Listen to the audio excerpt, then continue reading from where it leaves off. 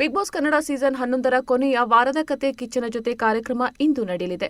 ಮುಂದಿನ ವಾರ ಫಿನಾಲೆ ಆಗಿರುವ ಕಾರಣ ಇದು ಸೀಸನ್ 11ರ ಕೊನೆಯ ಪಂಚಾಯಿತಿ ಆಗಿದೆ. ಅಷ್ಟೇ ಅಲ್ಲದೆ ಈ ವಾರ ಡಬಲ್ ಎಲಿಮಿನೇಷನ್ ಕೂಡ ಇದೆ. ಹೀಗಾಗಿ ಎಲ್ಲರ ಚಿತ್ತ ಇಂದಿನ ಎಪಿಸೋಡ್ ಮೇಲೆ ನೆಟ್ಟಿದೆ. ಇದೆಲ್ಲದರ ನಡುವೆ ಮನೆಯಲ್ಲಿ ತುಂಬಾ ಚರ್ಚೆಯಾದಂತಹ ಮತ್ತೊಂದು ವಿಚಾರ ಅಂದ್ರೆ ಅದು ಭವ್ಯ ಮತ್ತು ತ್ರಿವಿಕ್ರಮ್ ನಡುವಿನ ಸ್ನೇಹ. ಇವರಿಬ್ಬರ ಸ್ನೇಹದ ಬಗ್ಗೆ ಸುದೀಪ್ ಅವರು ಹಲವು ಬಾರಿ ಕಾಲೆಳೆದಿದ್ದೂ ಕೂಡ ಇದೆ. ಆದರೆ ಇವರಿಬ್ಬರ ನಡುವೆ ಇರೋದಾದ್ರೂ ಏನು ಎನ್ನುವ ಬಗ್ಗೆ ಕ್ಲಾರಿಟಿ ಯಾರಿಗೂ ಇರಲಿಲ್ಲ.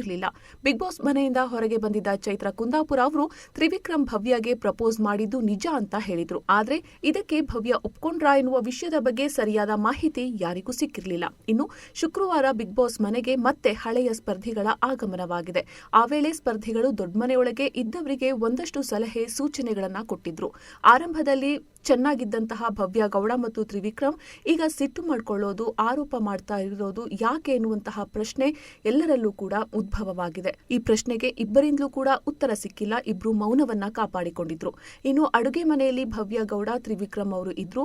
ಆಗ ಗೋಲ್ಡ್ ಸುರೇಶ್ ಅಲ್ಲಿಗೆ ಎಂಟ್ರಿ ಕೊಟ್ಟು ತ್ರಿವಿಕ್ರಮ್ ನಿನಗೆ ಪ್ರಪೋಸ್ ಮಾಡಿದ್ನಲ್ವಾ, ಏನ್ ಹೇಳ್ದಿ ಅಂತ ಕೇಳಿದ್ದಾರೆ. ಆಗ ಅಲ್ಲಿಯೇ ಇದ್ದಂತಹ ಧನ್ರಾಜ್ ಗೌತಮಿ ಜಾಧವ್ಗೆ ಅಚ್ಚರಿಯಾಗಿದ್ದು ಇದೆಲ್ಲ ಯಾವಾಗಾಯಿತು ಗೊತ್ತೇ ಇರಲಿಲ್ಲ ಅಂತ ಹೇಳಿದ್ದಾರೆ.